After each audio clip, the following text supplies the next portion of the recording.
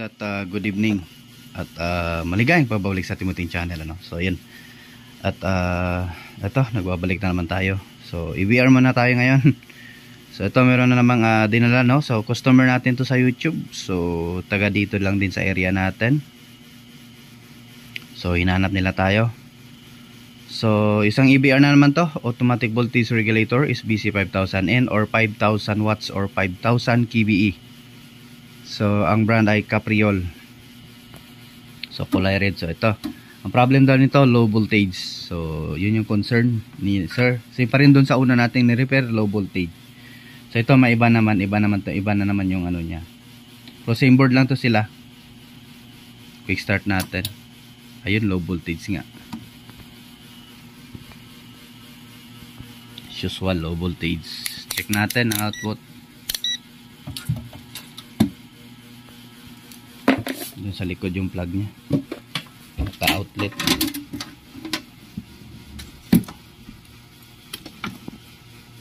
Tingnan natin. So, ayan o, lusaw o. Ano kaya ginamit dito nila? Lusaw yung ano o ni sir. Lusaw yung kanyang pinaka-output. So, yun yung out niya o. Hindi na umabot ng 220. So, ito yung share ko sa inyo yung mga lods. So, share idea tayo ngayon. So, idea lang kasi hindi niya naman din kaya. Pwede na lang sa mga ano dyan, mga professional tech or mga ibang tech natin dyan, mga master tech, mga newbie tech. Idea lang yung makukuha nyo, no? So, ito, bago natin to simulan ay baka hindi ka pa nakasubscribe dyan, mga master or mga sir, mga bossing. So pa-subscribe na po sa aking Timoting Channel. Habang parami tayo ng parami ay malaking karangalan ko po na isa-subscribe mo po yung Timoting Channel natin. Kung gusto niyo man pong bumalik, ano, kung nagustuhan niyo yung mga content natin, so pakita na notification bell at ilagay sa all para laging updated. So ito, continue tayo. Open ko na. Ano, open na natin. So as usual, yung kanyang motor nandiyan na naman sa naka high voltage natin or low voltage. Ayan. Basta ganyan lang siya, high and low. Dito ata yung low voltage, high voltage dito sa kabila. So kapag ina-adjust natin siya, kusa siyang bababa punta doon, ano. So tignan natin kung pupunta ba siya dito ulit. Plug natin. And then ayun, sumasagad talaga siya. So it means may problem yung kanyang high and low driver. So ayan, parang pinaayos na nila to. May naka-tape na ano, no? Electrical tape. Parang pinayos na nila at hindi nagawa, tayo yung gagawa. So yan ako muna yung camera natin. Lang natin yung ilaw natin. Yun. So ito, tanggalin muna natin yung front panel nito.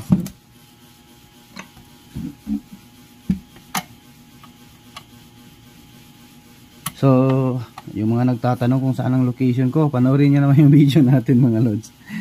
Yung iba kasi nagko-comment na lang direkta. So yung location ko po is Tumaga, Zamboanga City. So Mindanao po tayo, no. So kaya yung mga suki ko dyan, sa mga viewers ko dyan sa Manila at saka sa Visayas, pasensya na kayo, medyo malayo ko sa inyo.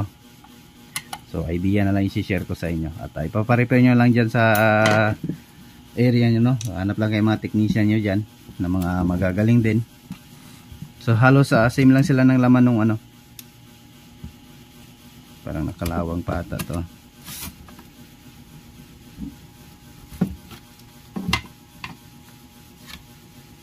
So tanggalin natin yung kanya. So ni-repair na nga talaga itong mga lods. Galing ng Taiwan technician.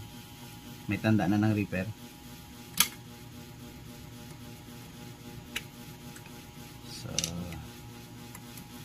So ito, direkta na tayo. Tumbukin na natin yung ano, yung problema nito. Hindi ko na ipapakita sa inyo kung paano yung pag-trouble nung una kasi nandiyon sa isang video natin na unang in-upload natin Ayan, nandun naman na yung ano, no, yung paano i-trouble. Tanggal yung relay, tinamad na mag ano, oh. Yung unang technician tinamad ng tanggalin yung screw. Binaklas niya na lang agad. Sinira niya yung ano, oh, lock ng relay. Turong natin konti. Yan, oh, sinira niya yung ano. Tamad mag-open sa relay. Delikado yun pag nabunot, ano, nabagsak-bagsak. So, plug natin yung ating soldering iron. At tatanggalin na natin yung kanyang driver. So ready na natin yung mga parts na kailangan natin. Nandito sa ating mahiwagang baul.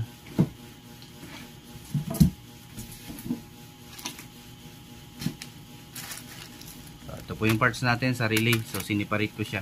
Relays sa ating EBR. Ano ba yan? So sa maliit at saka sa malaki nandito na kasama na lahat. Ito yung sa malaki natin, kukunti na lang, mag-order na naman ako ulit.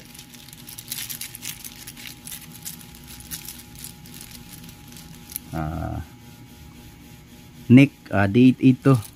So original po to in order natin, no? Neck brand.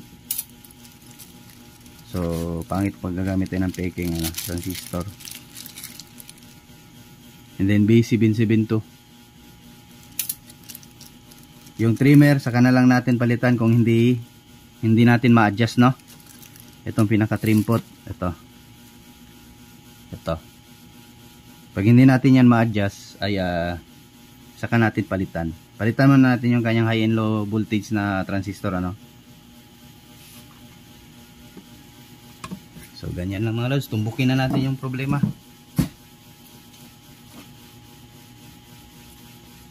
Para wala nang maraming ano, no?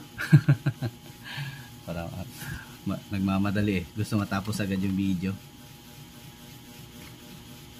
So yung dito sa ano, pinakauna talaga mga lods ay B772. At itong pangalawa ay D882. So hindi pa naman napalitan ng driver. So may hininang-hinang lang dito.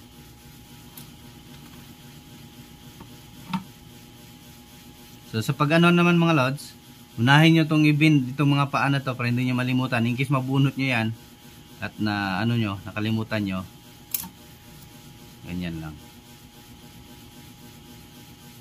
So ayan, ready na yung mga paa nya. Tanggalin na natin to. Mainit na yung soldering iron natin. Ang hirap dito.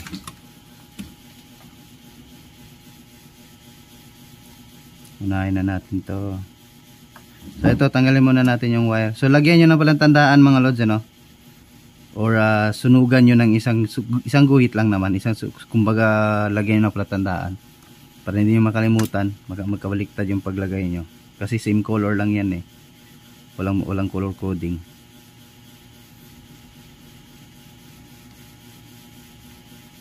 So yung mga ano naman ay wag nyo pag-experimentuhan yung ano nyo, yung AVR nyo kapag wala kayong masyadong alam sa electronics. So need po natin ng ano, bago kayo makapaghawak ng electronics na appliances or gadgets ay pag-aralan nyo muna. Need nyo muna ng tester, soldering iron. So bibili pa kayo, no? Yung mga customer, mga tiktomer. So yung magsasabi na madali lang mag-repair kasi nga yung mga makikita nila sa atin, mabilis lang tayong mag-repair. So syempre yun na yung expertise natin. Diyan na tayo, kumbaga diyan na tayo tumanda. Kaya yung babayaran ng ating customer, yung talent natin. Kasi nga galing natin ibang technician, hindi nga na-repair, di ba? Kasi ang iba kasing technician, tinitignan lang, walang sunog. So hindi na yung gagalawin. Wala na yung paki sa gamit mo yan. Sabihan ka na, wala na. Yung iba kasi sabihin, sira na yung transformer. Puwiran lang kung ako magsabi na sira na yung transformer. Kasi chine-check ko talaga yan dyan lahat yung mga wiring niya. Pag wala nang lumalabas na kuryente, matik na yan. Hindi ko na yan i-rewind kasi ang hirap nito i-rewind mo kasi itong ano, itong ano niya, pag ma-disalign na yan. Kasi naka-epoxy yan.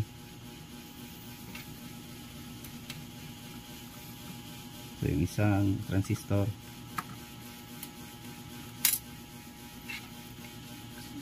mahirapan na kayo ibalik yan pag i-rewind yan. Yung iba niyan kinalakal na lang yan eh.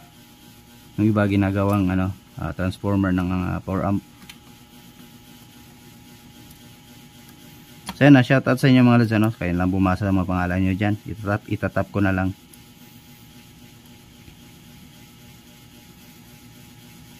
So yung ibang subscriber ko nandun na, friend ko na sa Facebook. Yung ibang, kung ano yung nakikita nyo doon sa ibang upload ko sa Facebook mga lods, ay yung ibang mga amplifier na nire-repair ko. Minsan kasi hindi ko na na-i-vlog, gawa nga nang nagmamadali yung mga customer. Tsaka ganun nga, minsan tambakan tayo, wala tayong time mag-vlog. So yung mga ganito, kapag iniiwan lang sa akin ng ating mga customer, so nakakapag-vlog ako, no. Pag yung in-upload ko na dalawang DB audio, so hindi ko yun i-vlog, nagmamadali yung mga customer kasi gagamitin sa hapon. So isang araw ko lang yung tinira mga lods, recondition yung lahat. Ayun. Oops, namatay na yung ilaw natin, nalobat na yung solar natin. Wait lang, ito, yan, biglang dumilim eh. So yan, hinangin ko lang. Then kuha tayo ng ibang pang ilaw.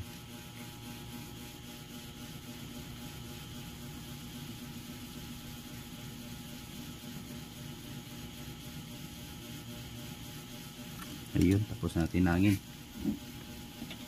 Then putulan natin ang mga pigs or paa.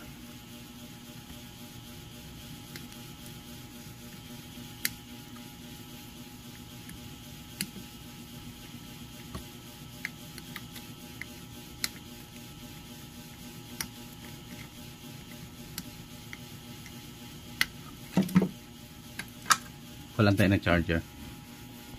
So ayan, may ilaw na tayo ulit. Ito, balik na natin yung wire.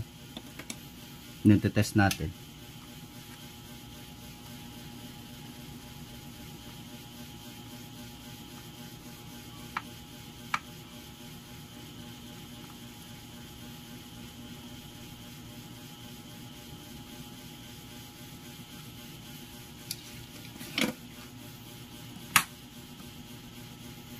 Din lagay tayo ng papel para hindi mag-ground.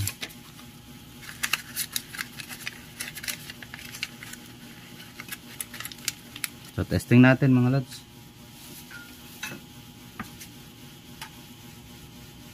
Din mag-adjust tayo ng voltage yan.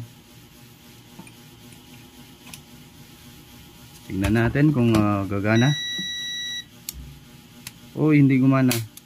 Wait lang, galawin muna natin. Pag hindi yan gagana, mayroon pa yung ibang problema.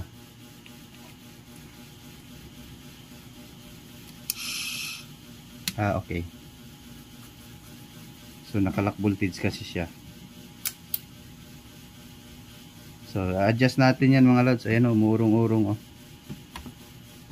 Tignan natin yung output niya.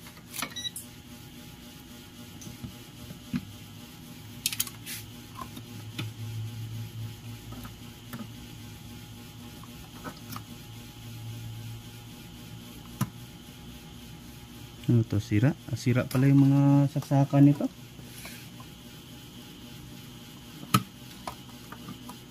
Isa lang pala yung nagpo-function ito. So mag-a-adjust tayo mga lods. Tignan natin kung gagalaw yan. So baka nagustuhan yung video natin mga lods, huwag kalimutan yung like. Adjust tayo.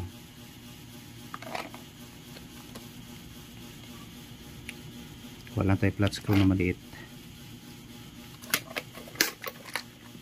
Oops, wala dito yung screw natin. Saan ko kayo nilagay yun?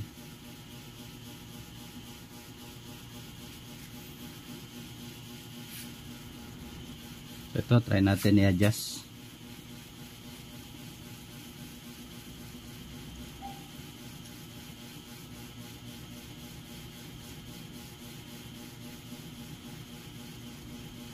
So ayun, walang nangyari sa ating Sa ating trimmer mga lods, oh, hindi gumagalaw. Patay yung trimmer. So ayan, palitan natin ng trimmer. Ayaw gumalaw ng motor. Wala talaga.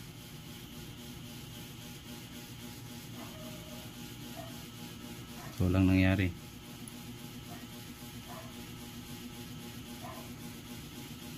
So palitan natin.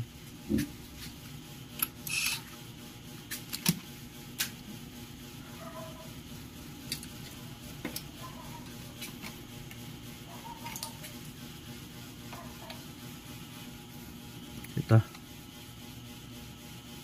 Natanggal na natin yung potentiometer na luma, no?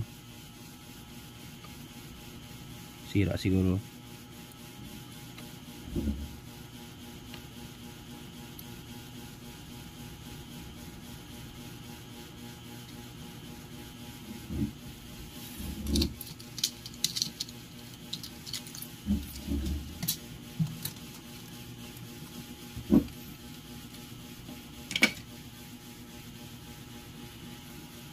Ito, testing na natin. Oop, ayun. Gumana. Umurong agad yung ano niya. Yung pinakakamay ng voltahe.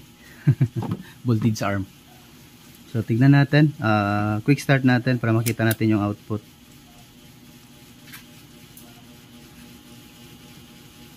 So, meron tayong 200. So, adjust natin yan. Oops. So, adjust natin. Tignan natin kung magbabago. Ingat lang sa mga lods, ha. Baka makuryente kayo. Huwag kayo basta-basta mag-adjust.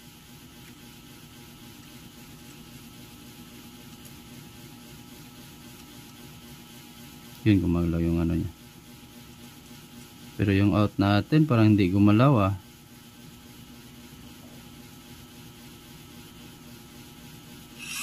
Oops, sobra. Kailangan dandahan lang talaga.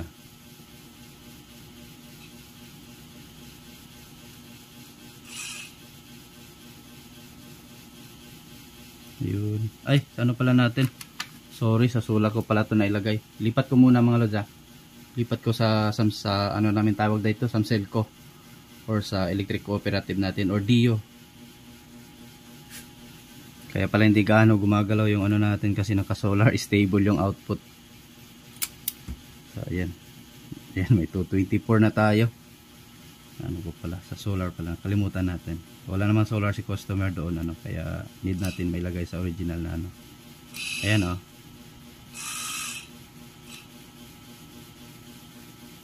So,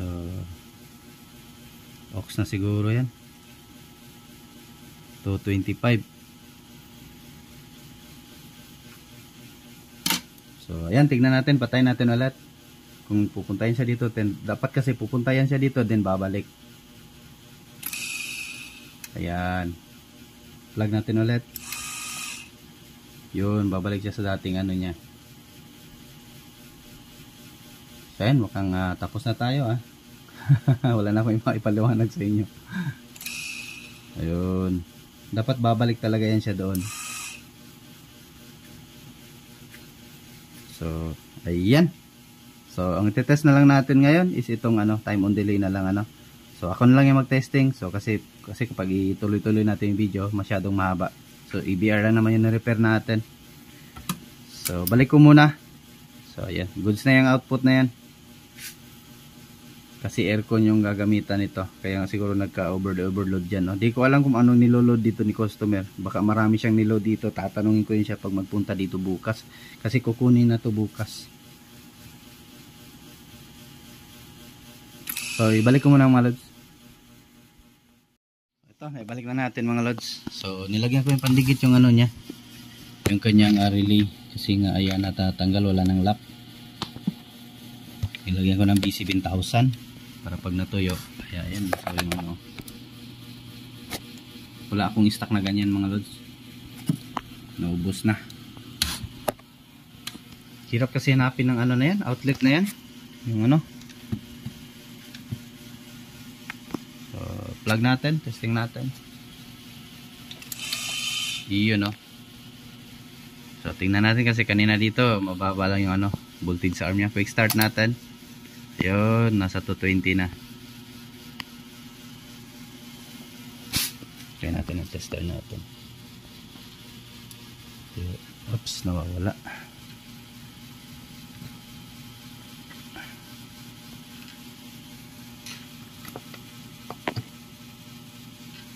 Ayun, 227.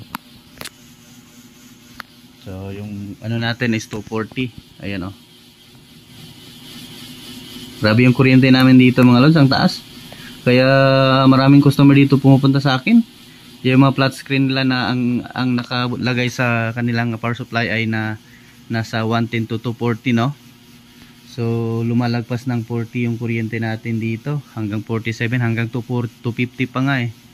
So ayun, patay yung mga TV power supply. Kagaya nung ano, yung ini-repair natin na Sharp.